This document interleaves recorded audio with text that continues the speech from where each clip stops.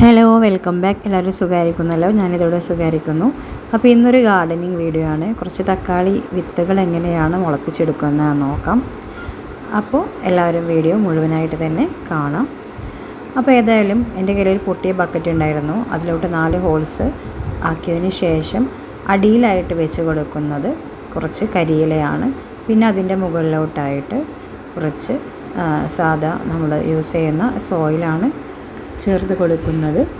ഇനി അതിൻ്റെ മുകളിലോട്ടായിട്ട് പച്ചക്കറി വേസ്റ്റ് എന്തെങ്കിലും ഉണ്ടെങ്കിൽ അത് ആഡ് ചെയ്ത് കൊടുക്കാവുന്നതാണ്. ഇനി ഇതിൻ്റെ കൂടെ ആഡ് ചെയ്തിട്ടുള്ളത് ഞാൻ വീട്ടിലെ കിച്ചണിൽ വരുന്ന വേസ്റ്റ് വെച്ചിട്ട് ഉണ്ടാക്കിയിട്ടുള്ള കമ്പോസ്റ്റാണ്. അപ്പോൾ അതിൻ്റെ പ്രോസസ്സിങ് നടന്നുകൊണ്ടിരിക്കുന്നുണ്ടായിരുന്നുള്ളൂ. പക്ഷേ ഈ ഒരു സ്റ്റേജിൽ ഇത് നമുക്ക് ആഡ് ചെയ്ത് കൊടുക്കാവുന്നതാണ്.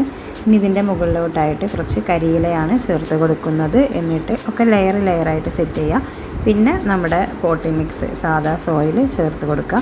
അതിൻ്റെ മുകളിലായിട്ട് കുറച്ച് പച്ചിലയാണ് ചേർത്ത് കൊടുക്കുന്നത്. ഇനി ഇതെല്ലാം നല്ല രീതിക്കൊന്ന് മിക്സാക്കി കൊടുക്കേണ്ടതുണ്ട്.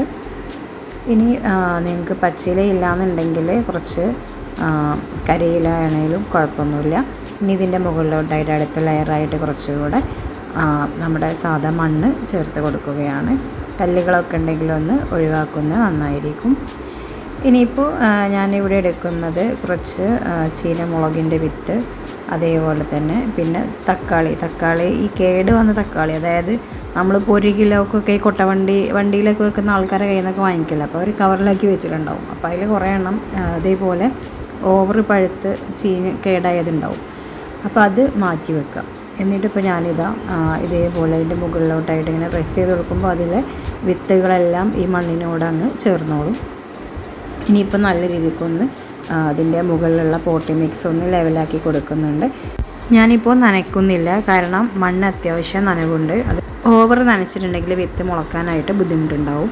ഞാൻ ആദ്യം കരുതിയിരുന്നത് വിത്ത് മുളച്ചതിന് ശേഷം വീഡിയോ അപ്ഡേറ്റ് ചെയ്യാമെന്നാണ്. പക്ഷേ ഫോണിൽ സ്പേസ് ഇല്ലാത്തത് കൊണ്ടാണ് ഇപ്പോൾ തന്നെ വീഡിയോ അപ്ലോഡ് ചെയ്യുന്നത്.